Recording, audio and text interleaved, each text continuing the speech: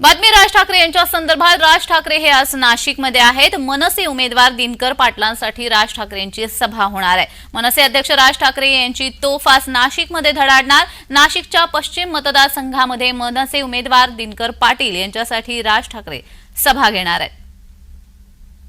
एकेकाळी नाशिक शहरामधूनच मनसेला मोठी ताकद मिळाली होती आणि पुन्हा एकदा तीच ताकद मिळवण्यासाठी राज ठाकरे आज काय बोलणार याकडे लक्ष असणार आहे।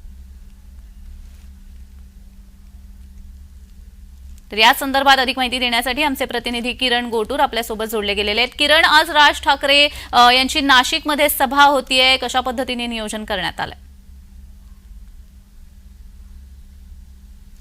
तर या निवडणूक चालू झाल्यानंतर पहिल्यांदाच राज ठाकरे नाशिकमध्ये येत आहेत आणि प्रचाराचा शेवटचा टप्पा आता चालू झालेला आहे आणि त्यामुळेच राज ठाकरेंच्या या संपूर्ण नाशिकच्या दौऱ्याकडे विशेष लक्ष लागल्याचं आपल्याला बघायला मिळतं। नाशिक पश्चिम मतदारसंघामध्ये त्यांच्या दोन सभा हे पार पडणार आहेत। दिनकर पाटील जे मनसेचे कॅन्डिडेट आहेत या पश्चिम मतदारसंघामध्ये, त्यांच्यासाठी या दोन सभा आज नाशिकमध्ये राज ठाकरे घेणार आहेत। आपण बघू शकतो की त्याचीच तयारी जी आहे ते संपूर्णपणे आता पूर्ण झालेली आहे। नाशिकच्या सातपूर परिसरात आणि सिडको परिसरामध्ये दोन सभा राज ठाकरे आज घेणार आहेत आणि दिनकर पाटील यांच्यासाठी ते नाशिकमध्ये आज हे प्रचार करणार आहेत।